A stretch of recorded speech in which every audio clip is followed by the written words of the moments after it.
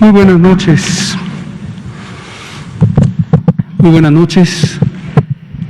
Son las 19:05. Buenas noches también allá en casa. Estamos en el Palacio Nacional de México, en la Ciudad de México.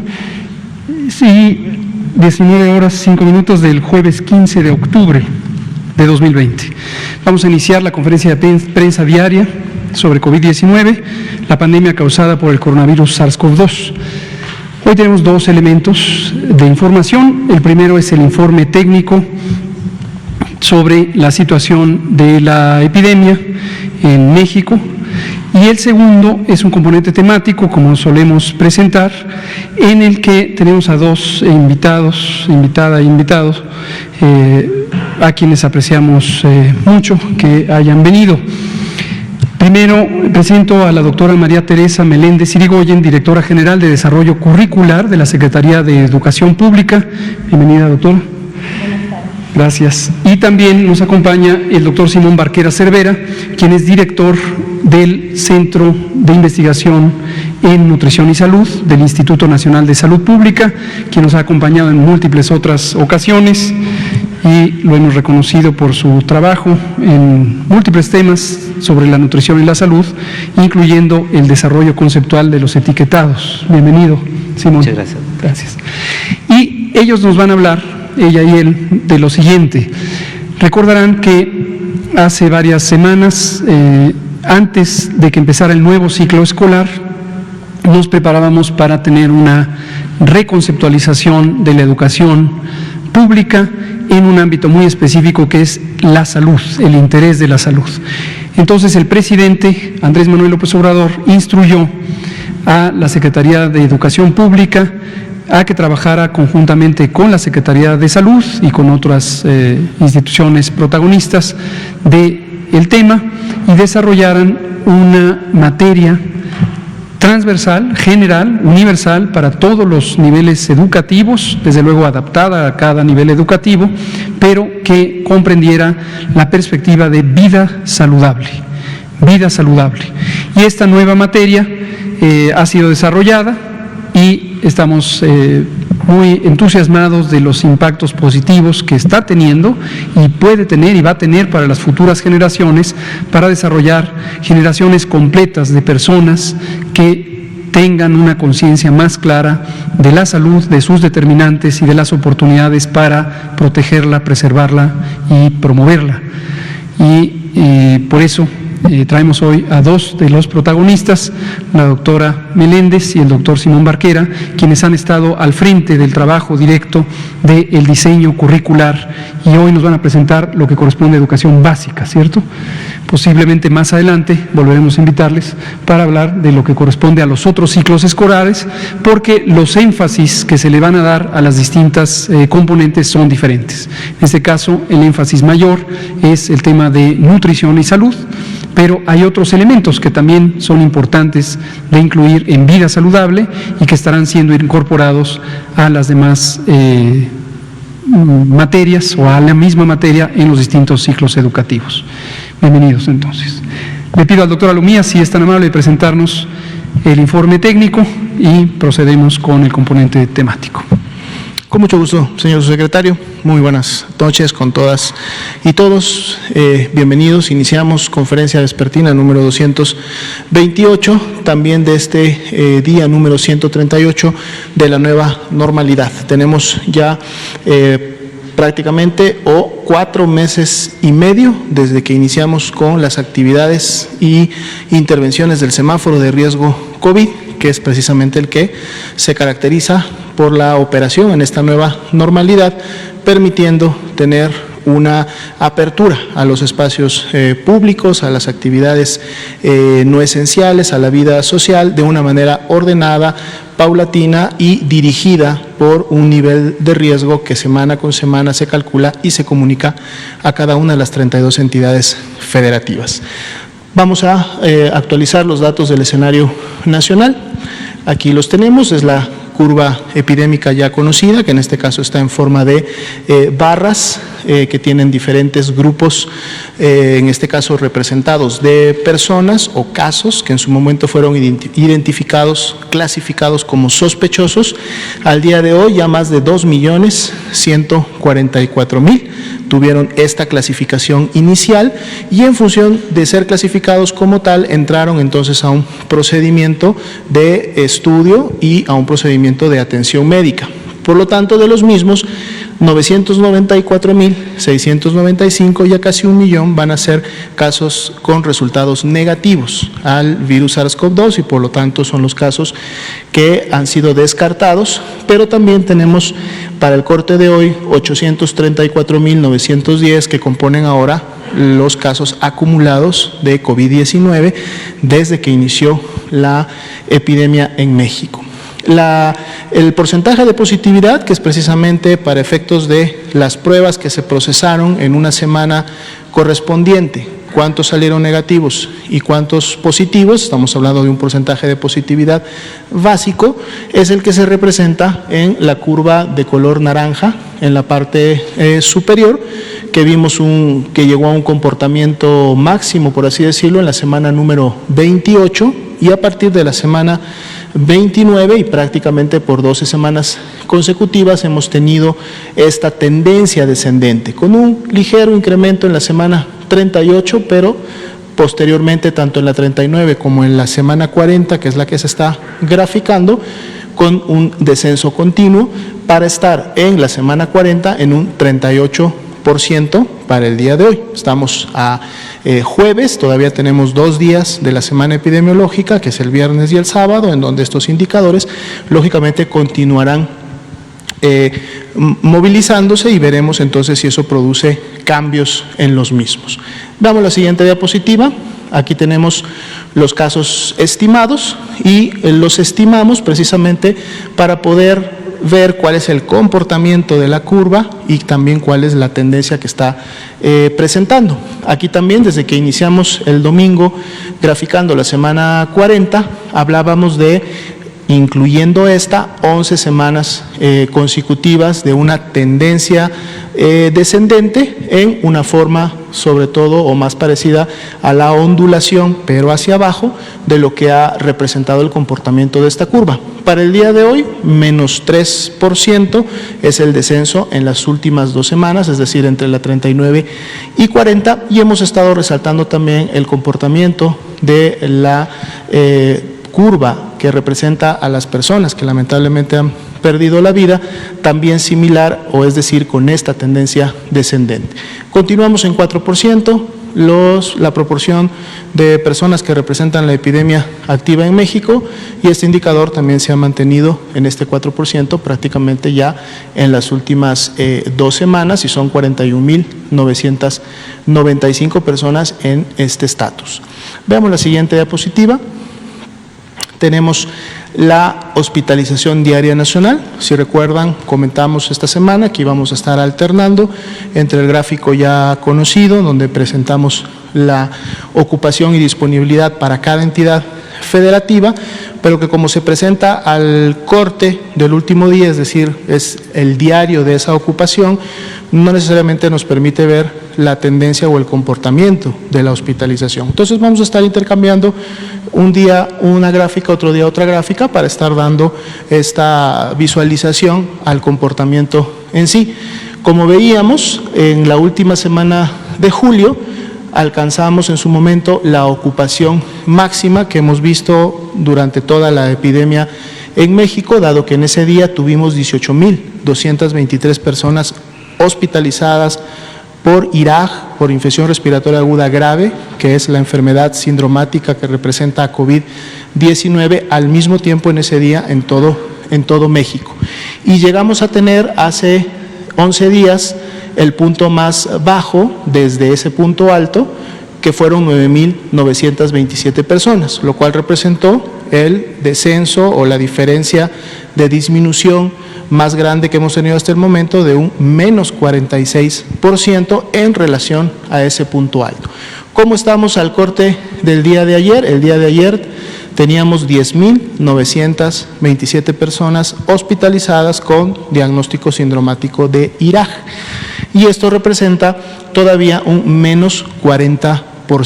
Sin embargo, y es uno de los objetivos de esta gráfica, es que podemos ver que ese comportamiento descendente que teníamos prácticamente hasta el inicio del mes de octubre, se convirtió más bien en un comportamiento tipo meseta, o se estabilizó en una meseta durante los primeros días de octubre, y en los últimos 4 días tuvo una tendencia ascendente, aunque es ligera todavía para efectos de la magnitud o de la cantidad de personas hospitalizadas, sobre todo cuando vemos que en el último día nuevamente empieza a tener un descenso. Pero lo importante de este gráfico es que, más allá que lo presentamos de manera pública para que todos visualicen y vean cómo se está llevando a cabo este comportamiento, este análisis se hace a nivel de cada una de las entidades federativas, de cada uno de los municipios y, muy importante, de cada una de las unidades COVID que en su momento participan en la atención de pacientes. Por lo tanto, las entidades federativas conocen día con día cómo van estos incrementos, cómo va la saturación, y eso les permite entonces rápidamente reaccionar para en su momento proceder con los mecanismos de reconversión y expansión hospitalaria para siempre lograr el objetivo que desde un principio de la epidemia se definió, que es tener siempre una cama general o una cama con ventilador disponible para una persona, un paciente, cuando así lo requiera. La ocupación a nivel nacional combinada es del 28%, y se desprenden los 2 indicadores que también actualizamos todos los días, incluido en el gráfico anterior más conocido, que es la ocupación de camas generales, 29%, continúa similar a la del día de ayer, y la ocupación con ventilador disminuyó un punto porcentual, estando en 24%, de seguro por esa disminución que en su momento vemos también en la tendencia en el comportamiento de la curva para este último día. Vamos a estar dando seguimiento a estos indicadores. Gracias. Muchas gracias, doctora Lumía. Le pido entonces al doctor Simón Barquera si nos conduce esto. Buenas tardes a todos. Gracias, doctor López-Gatell. Me da mucho gusto el día de hoy tener la oportunidad de platicarles un poco de cuál es el papel que jugó el sector salud, el Instituto Mexicano del Seguro Social, y dentro del sector salud también el Instituto Nacional de Salud Pública y otros institutos en la configuración de esta nueva materia, esta asignatura de vida saludable. Es una asignatura que es única y que yo considero que sí va a marcar un hito en la historia de México. Los antecedentes que tenemos, y esto lo sabemos desde hace muchos años porque hemos estado muy preocupados con la educación que proteja a los niños de las enfermedades crónicas, es que no había una atención suficiente a la salud y a los estilos de vida, y de forma unificada en una materia en la escuela mexicana. En muchos otros países sí existe una materia de salud o un equivalente que les permite generar competencias alrededor de los estilos de vida saludables. Otro asunto importante es que, como ustedes saben, los problemas de salud relacionados con la mala nutrición han estado en crecimiento, incluso en emergencia epidemiológica. Entonces, pues es muy importante tener desde la perspectiva de la educación una respuesta que permita además generar mucho más posibilidades de prevención y control de esta enfermedad. La siguiente, por favor. Para ello se conformó un grupo de expertos, pues de más de 8 instituciones, más de 20 colegas que han trabajado muchos componentes del entorno alimentario, de la salud, de diversas áreas de la salud del escolar, y que estuvieron revisando de forma sistemática intervenciones en escuelas en prácticamente en todos los países. Se revisaron más de 200 documentos de lo que se está haciendo en otras partes del mundo, y también se hizo una revisión de cuáles son los mejores materiales que se tienen disponibles y que se han generado aquí por instituciones para poder orientar mejor respecto a salud a los escolares. Y se encontraron 3 temas muy importantes que, como podrían anticipar, son actividad física, higiene y limpieza, y alimentación. Son 3 temas fundamentales donde hay mucho trabajo que hacer. La siguiente, por favor. Una de las cosas que estamos también asegurándonos de que se contenga en este programa es una forma más efectiva de comunicar los problemas. Por ejemplo, antes se hablaba de alimentación correcta, de cuál sería el plato del buen comer, pero no se habla de cuál es la función, no se habla de alimentación saludable y sostenible, no se tiene esta perspectiva no solo del bienestar individual, sino también del bienestar planetario. El objetivo ahora de vida saludable en alimentación es pensar en el bienestar de generaciones presentes y futuras, y que esa óptica sea la que sea un eje para todo este tema a lo largo del ciclo escolar. Y también para comer mal era un concepto abstracto en la escuela, y ahora ya van a haber herramientas que van a permitir a los estudiantes entender de una manera mucho más precisa e identificar qué alimentos no es deseable que se consuman porque son altos en ingredientes críticos que hacen daño a la salud. La siguiente, por favor. Estos son algunos de los ejemplos de herramientas que se van a utilizar en la asignatura de vida saludable. Entonces se va a usar los sellos de advertencia, que son sellos que sirven mucho para la orientación alimentaria, que los escolares van a aprender a utilizar y van a aprender las razones que están detrás de estos sellos. También conocer mucho de cuál es la dieta tradicional mesoamericana, la dieta de la milpa, cuáles son los elementos que tiene y por qué es sostenible, sustentable, asequible, y privilegiarla sobre otros tipos de formas de obtener los alimentos, los nutrientes en la dieta. Y finalmente la jarra del bien beber, para entender la hidratación, la importancia de una buena hidratación, sobre todo con agua, en un país donde hay 40,000 muertes por el consumo de bebidas azucaradas cada año, es fundamental. La siguiente, por favor. En el área de actividad física hay 3 componentes. Antes se privilegiaba únicamente la actividad deportiva organizada al interior de las escuelas y con muchas limitaciones de infraestructura y de tiempo asignado. Ahora se ve más a la actividad física como esa oportunidad de tenerla en todos los espacios y en todos los momentos de la vida, como debe ser y como es en los países que no tienen tanto estos problemas. Caminar, evitar transporte motorizados, utilizar transporte activo, hacer pausas activas, etcétera. También disminuir el tiempo sedentario. Estamos en una epidemia de sedentarismo. Los niños mexicanos tienen más horas sedentarias que niños de otros países. Esto tiene mucho que ver con el uso de pantallas y desde luego tiene que ver con la epidemia. Y finalmente aumentar las horas de sueño, que también estas tecnologías hacen que vayan reduciendo y tiene efectos sobre la salud de los niños. La siguiente, por favor. Y finalmente la parte de higiene y limpieza, que es muy importante y que tiene elementos pues como la salud oral, que también tenemos una epidemia de caries y de enfermedades dentales por el alto consumo de bebidas azucaradas, y otros tipos de higiene que nos protegen, por ejemplo, de infecciones como el COVID, lavado de manos, etcétera. Pero también la limpieza en la escuela, la limpieza del entorno y la importancia del cuidado del ambiente, que son fundamentales para esa salud planetaria que se está buscando y que también va a ser un énfasis a lo largo de toda la materia. La siguiente, por favor. Entonces, para esto, una de las cosas que se ha hecho es generar un diplomado muy detallado a los docentes para vida saludable. Ese diplomado se va a impartir a nivel nacional y tiene a algunos de los mejores elementos y expertos revisando los contenidos que se le van a dar a los maestros, y también se ha hecho una selección y actualización de materiales, que son libros y materiales en medios digitales de muy alto nivel y además actualizados para que tengan pues, lo mejor que la ciencia le puede dar a los niños como herramientas para tener las competencias adecuadas en su vida. La siguiente, por favor.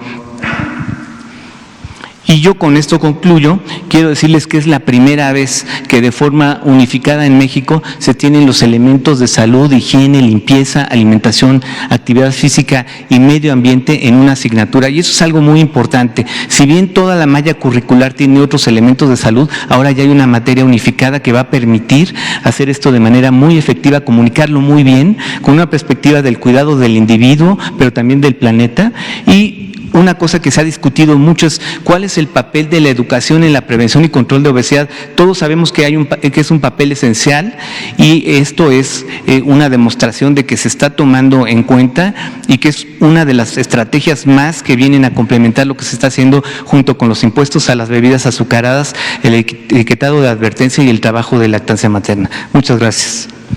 Muchas gracias, doctor Simón Barquera Cervera, director del Centro de Investigación en Nutrición y Salud del Instituto Nacional de Salud Pública. Le pedimos a la doctora Teresa Meléndez si nos comenta también. Muchas gracias. Buenas tardes a todos y a todas. Bueno, pues muchas gracias por la invitación. Nos da mucho gusto poder estar aquí teniendo un espacio para hablar de la asignatura de vida saludable, sus líneas estratégicas y sus contenidos. Bueno, como ha mencionado también el doctor Barquera, pues los últimos 40 años ha habido cambios demográficos, cambios nutricionales, cambios epidemiológicos que han provocado enfermedades como el sedentarismo y la alimentación. Algunos de estos cambios nutricionales se han visto, digamos, afectados por campañas que han promovido el consumo de alimentos pues saturados en grasas, en azúcares y en sales. Y pues todos estos factores lo que provocan es que haya una disminución en la capacidad de las personas para poder afrontar y resistir estas enfermedades.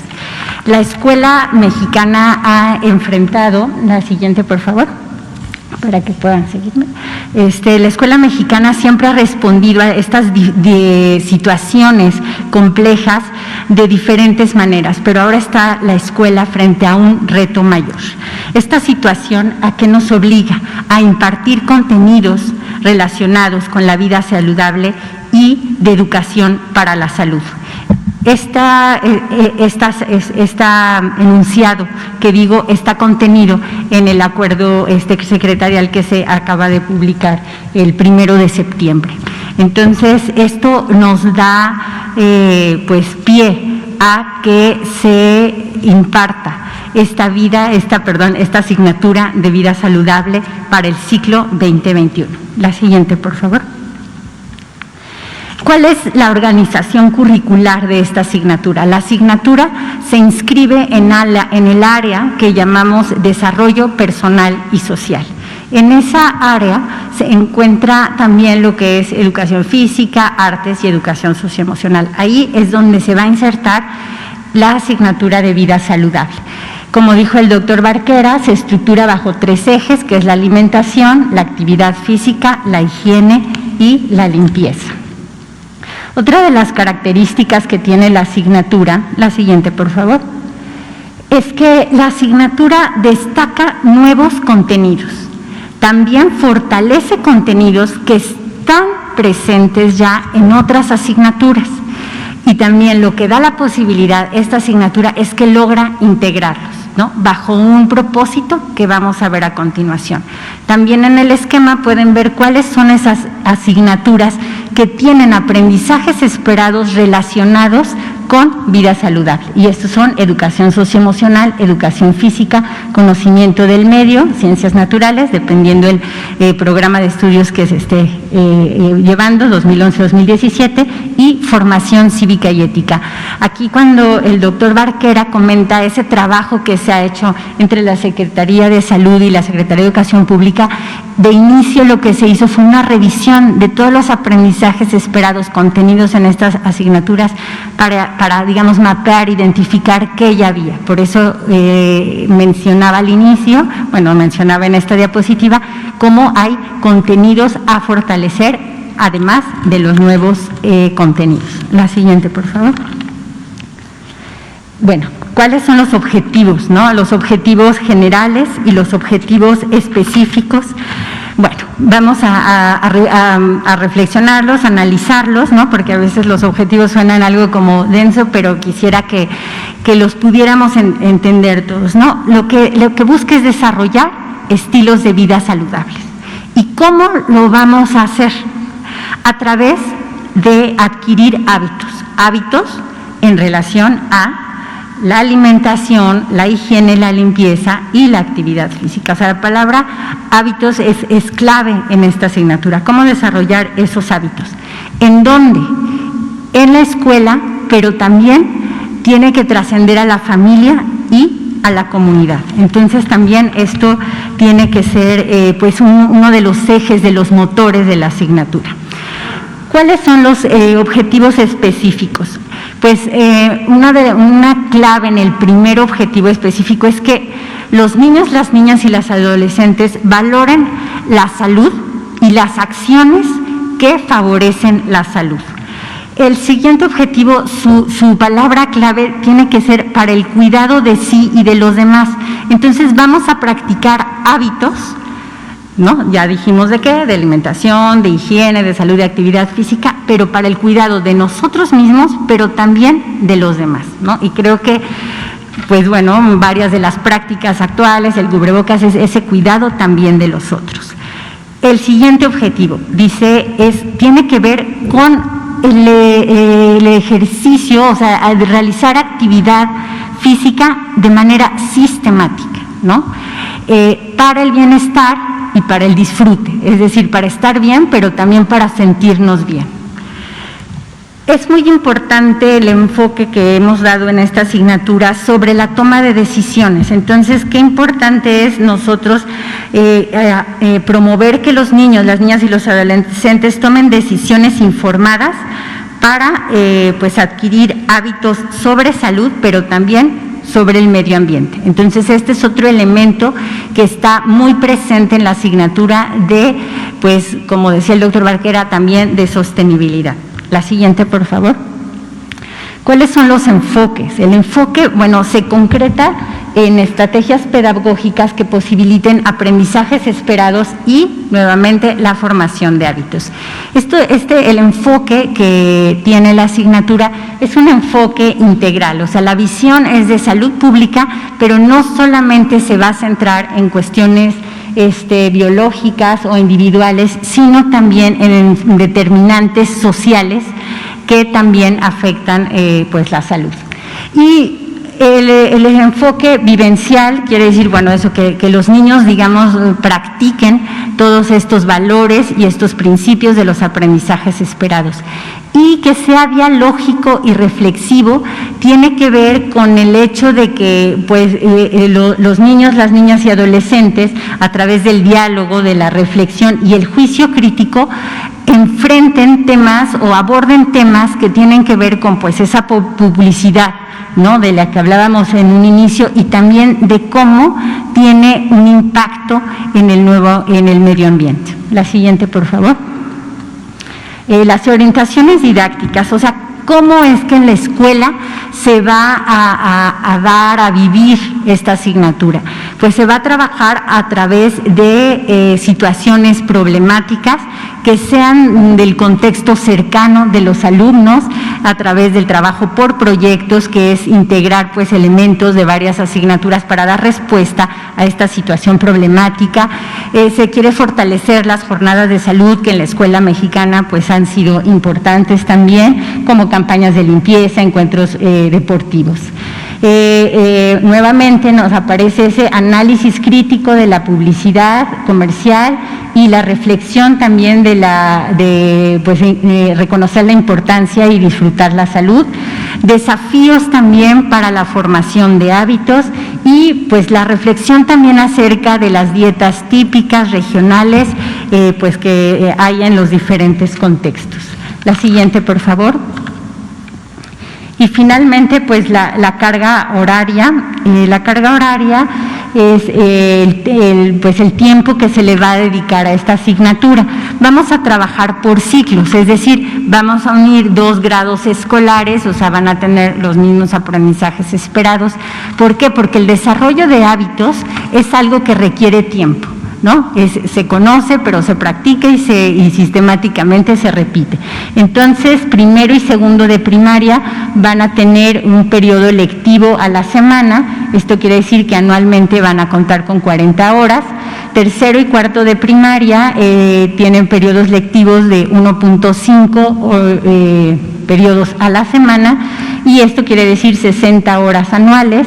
Quinto y sexto de primaria, 1.5 periodos lectivos, lo que quiere decir 60 horas a la semana, y en secundaria es un periodo lectivo que se transforma en 40 periodos lectivos anuales. ¿Qué pasa con la educación preescolar? Los temas que tienen que ver con vida saludable están precisamente en el campo que le llamamos nosotros en preescolar exploración y comprensión del mundo natural y social. Y en educación inicial, en el programa actual, también está lo que le llamamos alimentación perceptiva y cuidado cariñoso de niñas, niños y adolescentes. Muchísimas gracias, doctor. Muchas gracias, doctora María Teresa Meléndez Irigoyen, directora general de Diseño Curricular de la Secretaría de Educación Pública.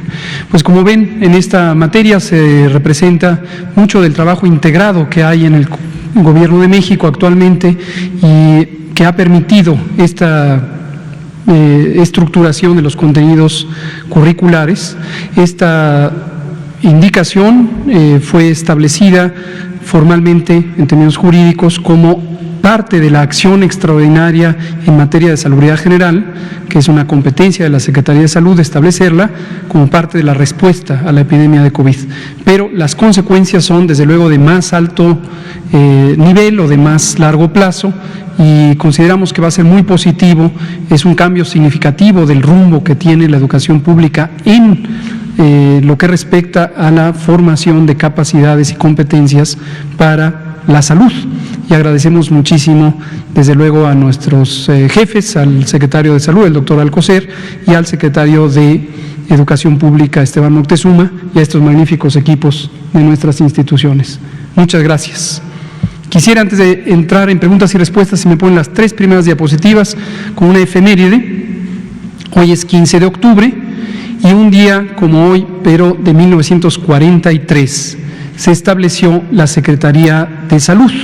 En ese momento se estableció como la Secretaría de Salubridad y Asistencia, porque en su momento el presidente Ávila Camacho fusionó el Departamento de Salubridad Pública con la Secretaría de Asistencia Pública, y se creó la Secretaría de Salubridad y Asistencia hace 77 años. Por lo tanto, hoy celebramos el aniversario de nuestra Secretaría.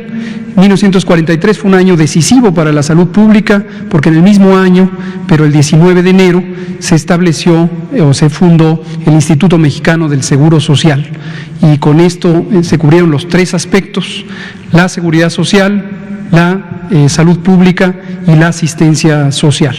Posteriormente, el doctor Soberón, que acabamos de recordar su desafortunada pérdida, transformó la Secretaría de Salud en Secretaría de Salubridad y Asistencia a Secretaría de Salud en su forma contemporánea. Pero en este tiempo, grandes figuras protagonizaron el establecimiento de la salud pública en México. El primer secretario de Salud fue el doctor Gustavo Vaz, y el primer subsecretario fue el doctor Manuel Martínez Báez, que también fue un importante pionero de la salud pública. En nuestro INDRE, nuestro Laboratorio Nacional de Referencia, lleva su nombre porque el doctor Manuel Martínez Báez lo estableció originalmente como Instituto de Salubridad y Enfermedades Tropicales, ISET. Pero bueno, esa es parte de la historia. Ahora, hoy también celebramos el Día de las Personas Trabajadoras de la Secretaría de Salud, por razones obvias, en tanto que es el aniversario de la institución. También celebramos a las personas trabajadoras y queremos aprovechar para agradecer, lo hago a nombre de nuestro jefe, el doctor Alcocer, agradecer a todas y todos los trabajadores de la Secretaría de Salud con motivo de este aniversario, pero evidentemente con motivo de la importante labor que han cumplido en muchos aspectos, pero ahora en particular en la respuesta a la epidemia de COVID-19. Incluimos en esta felicitación a todas las personas trabajadoras, no solamente de la rama médica, paramédica y las demás ramas, también las administrativas, y no solo de la Secretaría de Salud Federal, sino de lo que hoy está estructurado como las 32 secretarías estatales y servicios estatales de salud. Yo personalmente le quiero dedicar un agradecimiento a mi equipo directo, el equipo de la Subsecretaría de Prevención y Promoción de la Salud, que ha estado incansable al frente de las distintas actividades, no solamente directoras y directores generales de los centros y direcciones generales afiliadas a la Subsecretaría, ahora incluida la COFEPRIS, sino a todas y todos los trabajadores que están dando su compromiso y dando su intensa labor para esto. Muchas gracias, compañeras y compañeros. Y por último, hoy también, pero con menos años, celebramos el aniversario número 29 de las Brigadas de Salud Pública. Este es un cuerpo de servicio, un grupo humano que desde 1991 se estableció para tener tareas de trabajo de campo. Este personal ha ido cambiando en sus asignaciones y sus atribuciones. Ahora están más dedicados al programa de urgencias epidemiológicas y desastres, el programa de cólera, también el programa de control de vectores, pero en general es personal que realiza actividades de campo importantísimas. Esto en la visión pública a veces no se les conoce tan ampliamente como aquellas trabajadoras y trabajadores que llevan batas blancas, pero este personal, generalmente portador de chalecos amarillos, juega un papel crucial en múltiples emergencias de salud pública, en la promoción de la salud, en la provisión de servicios de salud pública. Hoy mismo en el COVID-19 juega un papel crucial en las actividades de campo. Y nuevamente me refiero no solamente al personal adscrito a la Secretaría de Salud Federal, sino al personal adscrito a las Secretarías de Salud estatales. Muchas gracias, compañeras y compañeros. Felicidades en su día. Vamos a abrir con Ángel, Juan y nos seguimos con Liliana Noble. Y allá con usted. Buenas noches, subsecretario. Buenas noches, doctora. Buenas noches, doctores. Ahorita va a ser un gran desafío como lo comentaba la doctora Teresa, el hecho de cambiar estos hábitos, esta educación, y un desafío que ya se inició ahorita con el etiquetado de los productos que se consumen. Este cambio en la actividad física, en la higiene, en la alimentación, tendrá un gran impacto en la reducción de las enfermedades relacionadas con este tipo de alimentación. En su opinión, ¿cuál cree que sea el mayor impacto y cuál va a ser el impacto en la sociedad ahorita con este tipo de cambio de hábitos o con esta nueva disciplina, con este modelo de alimentación saludable y sostenible, con la actividad física y con los cambios en los hábitos de higiene? Y digo, finalmente estos también van a influir en las enfermedades que seguramente se van a reducir.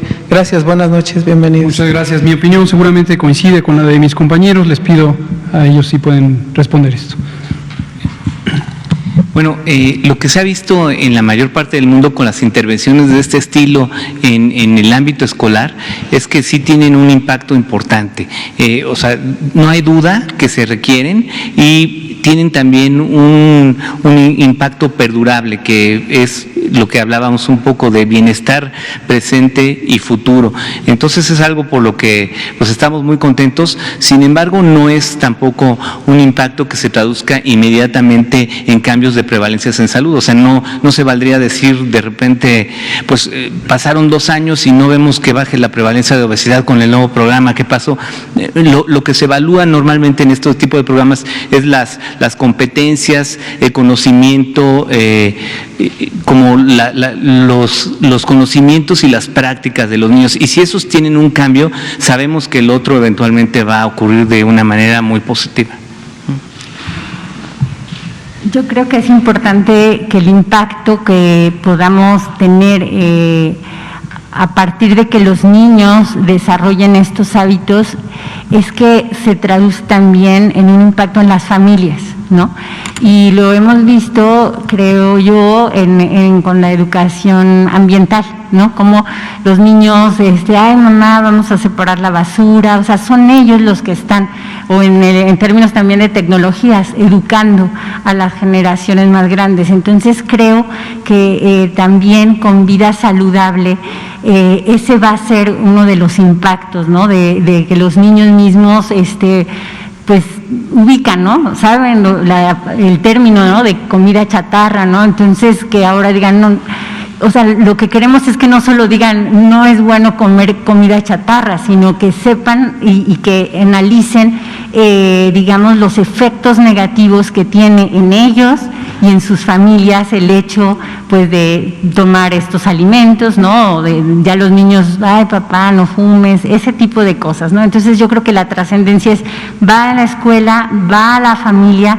y se extiende a la comunidad. Y como dice el doctor Barquera, no es inmediato, pero sí es sistemático, y aquí lo estamos viendo, si va desde educación inicial, desde los agentes educativos que procuran estas cuestiones, hasta la secundaria, en el caso de lo que estamos presentando, pues seguramente tendremos cambios pues a largo plazo, pero desde ahorita tenemos que practicarlos. Exacto. Agrego un par de elementos, coincido, como anticipaba, completamente con lo que se ha dicho. Estamos construyendo un cambio cultural.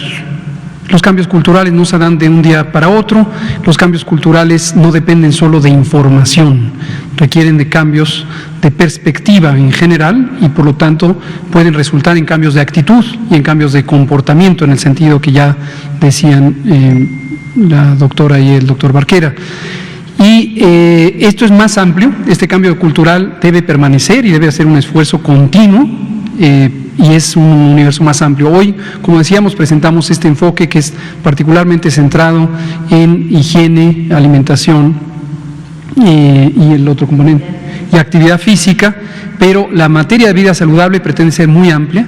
En este grupo de trabajo hoy vienen la doctora Meléndez y el doctor Barquera representando a un grupo muy amplio. Aquí participó también, por ejemplo, nuestro grupo de salud mental, el doctor Quijada, el doctor Gadi Sabiki, que ustedes los han visto aquí frecuentemente, y hay un componente muy importante de salud mental que está en espera de ser integrado en su momento para esto. Participó también, por ejemplo, el equipo de la Dirección General de Promoción de la Salud, que dirige el doctor Ricardo Cortés, en particular la maestra Arlet Saavedra y todo el equipo. Entonces, esto es algo muy amplio que permea. Participó el Instituto Mexicano del Seguro Social, tanto la Dirección de Prestaciones Médicas como la de Prestaciones Económicas y Sociales, dirigidas por el doctor Víctor Hugo Borja y el doctor Mauricio Hernández respectivamente, y pretende ser un cambio cultural en todo el marco institucional, pero en toda la sociedad. Lo que interesa es una sociedad que esté más informada, pero además que tenga un juicio crítico sobre su existencia, sobre su entorno, sobre su comunidad y, como decía el doctor Barquera, sobre el planeta en su conjunto. Y mucho de este trabajo está inspirado precisamente en la agenda de GISAMAC, que hemos mencionado múltiples veces, nuestro grupo intersectorial de salud, alimentación, medio ambiente y competitividad, que tiene esta agenda amplia que reconoce a la persona en un contexto social y en un contexto también ecosistémico como un sujeto integral. Muchas gracias. Vamos a darle la palabra a la compañera y luego pasamos con usted. Gracias, Reinaide Ramírez, pie de página. Doctor, recién organizaciones no gubernamentales presentaron un informe sobre los efectos de la pandemia en la población migrante que entra a México para cruzar a Estados Unidos. Y entre otros puntos, no sé si usted ya lo leyó, pero habla de que que México no está aplicando protocolos de seguridad sanitaria, que en el momento de la detención, que no se aplican pruebas COVID, que no se les otorgan cubrebocas ni medidas sanitarias, que no hay elementos de higiene, que el papel, que se deportan sin hacer revisiones de salud. ¿Cuál es el papel que está jugando la Secretaría de Salud en este procedimiento? Si tenía conocimiento de que esto está sucediendo en las instalaciones migratorias, y adicionalmente se interpusieron, habla el informe de que se interpusieron entre 8 o 10 amparos, se concedieron 7 y en ellos se ordena a la Secretaría de Salud que atienda la seguridad sanitaria de los migrantes. También ellos solicitaron audiencia con la CEGOP, las organizaciones, y con el Consejo de Salubridad. Hasta el momento no se ha respondido. Si tiene usted conocimiento de por qué no se ha respondido. Y la última, si usted como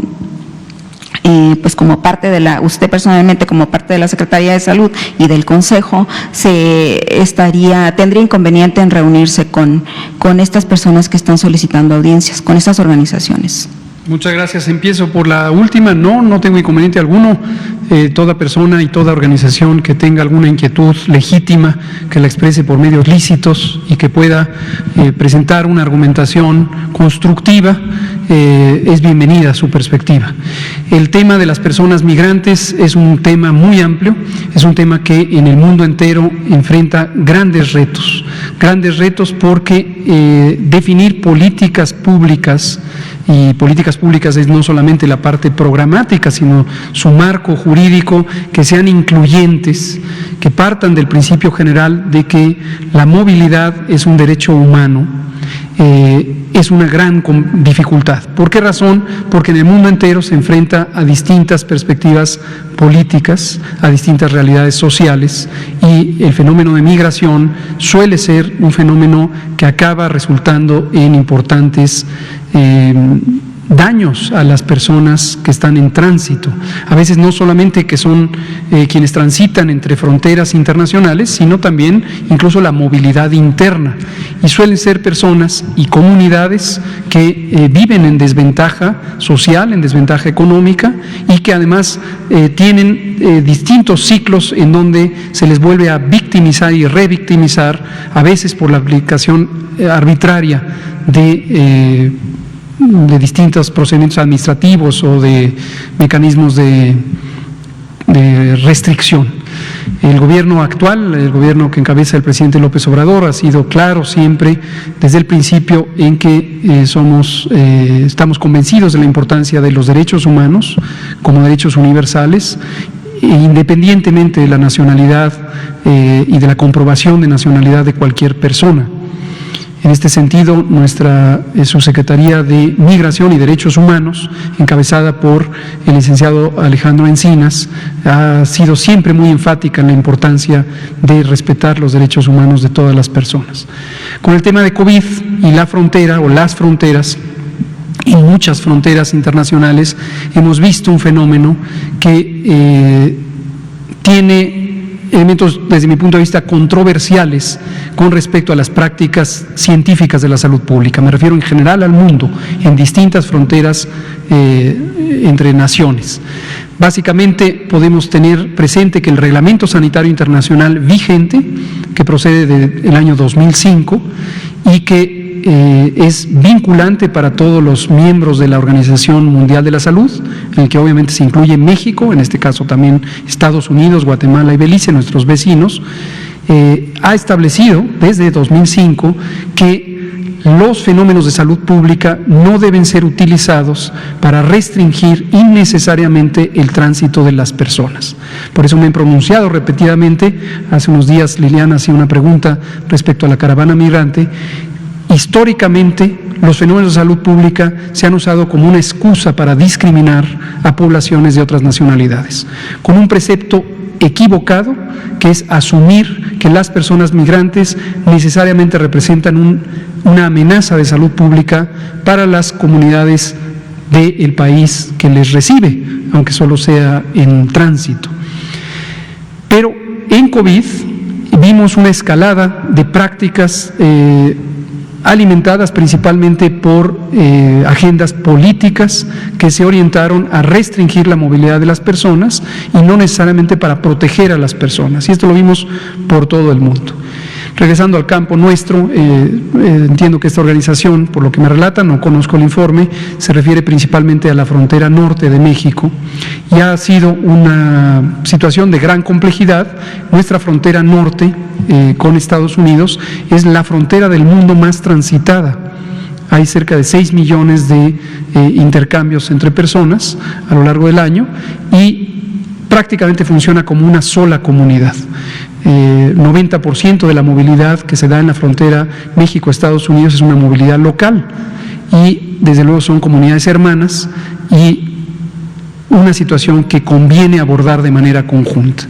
A lo largo de la epidemia de COVID-19 se han establecido algunos acuerdos intergubernamentales con Estados Unidos buscando tener un aprovechamiento de las capacidades de salud pública de ambas naciones, pero también la historia de colaboración que hay entre las dos naciones. Tenemos acuerdos, guías técnicas, lineamientos que se han establecido a lo largo de varios años, incluso un par de décadas, con las agencias de salud pública de Estados Unidos, en particular con los centros de control de enfermedades, y estos lineamientos técnicos deben regular las prácticas de seguridad sanitaria y de intercambio de información y de coordinación entre las dos naciones.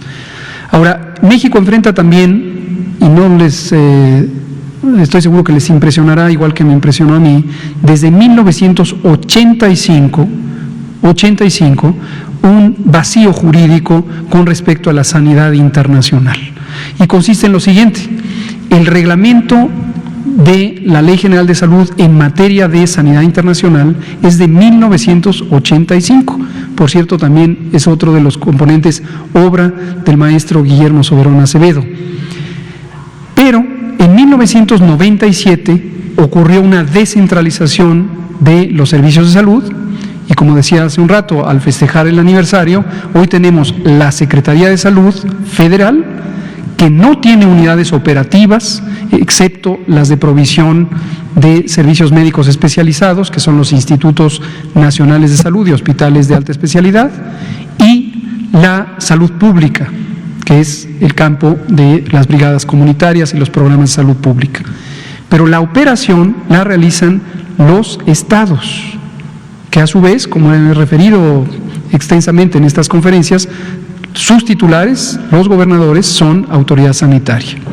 Y en la materia de sanidad internacional, donde se contemplan o deberían contemplarse los fundamentos legales de la acción técnica en materia de seguridad sanitaria respecto a la sanidad internacional, quedaron en un vacío, porque no quedó completamente transferida la responsabilidad a los estados, pero la operación la carece la Autoridad Sanitaria Federal. Desde 1985 el reglamento, y es el que sigue vigente, y en 1997 la descentralización. Entonces es una materia muy compleja y estaría yo encantado de recibir opiniones y perspectivas y observaciones, críticas, comentarios, sugerencias de cualquier asociación o entidad que estuviera interesada en el tema. El tema de migración es un tema en el que he estado involucrado desde hace muchos años y me interesa mucho que logremos avances en la materia.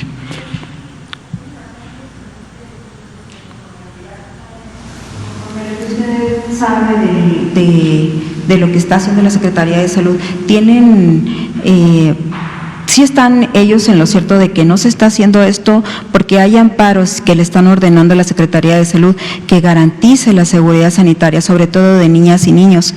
O sea, ¿por qué no se está cumplimentando con eso? ¿O cuál es la situación? ¿Cómo está actuando la Secretaría de Salud ahí con estos? Por lo que le explico. También es en el sur, sí. en estas estaciones migratorias a cargo del INM. Pues exactamente por lo que le explico. Es muy importante. Esto, por cierto, es parte de lo que comentábamos en el Senado el lunes.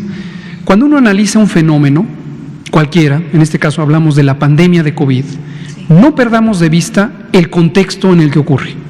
Si pensamos que estamos en una situación ideal, por ejemplo, de la cobertura de servicios de salud, por ejemplo, de la actualidad de los instrumentos jurídicos, por ejemplo, de las capacidades humanas, no olviden que tenemos un déficit de 240,000 profesionales de la salud. Cuando uno analiza esto, no partamos del supuesto que tenemos un sistema perfecto que se enfrenta a una situación de estrés agudo. Hemos dicho repetidamente en estas conferencias, tenemos un sistema de salud que en los últimos 40 años, dejó de crecer al ritmo necesario para cubrir la demanda poblacional. Tenemos un déficit impresionante de personal de salud, de infraestructura física, de actualización de los equipos técnicos de diagnóstico y de tratamiento.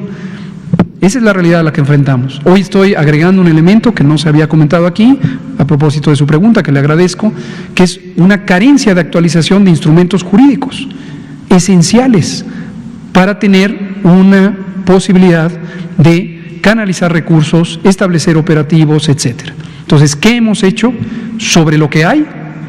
Buscar que funcione el sistema lo mejor posible para que protejamos a las personas. Eso es lo que hemos hecho. Tengo conocimiento de los amparos, algunos nos ha tocado responderlos a nosotros, y justamente hemos externado todos estos elementos sobre esta fragmentación de la competencia legal y técnica, y también esto incluye el propósito de este gobierno de lograr un sistema de salud integrado y con cobertura universal y gratuito, por supuesto. Muchas gracias por su pregunta. Son las 20 horas en punto de este jueves 15 de octubre, que marca el 77 aniversario de la Secretaría de Salud, y les agradecemos mucho, compañeros. Gracias, nos vemos mañana viernes.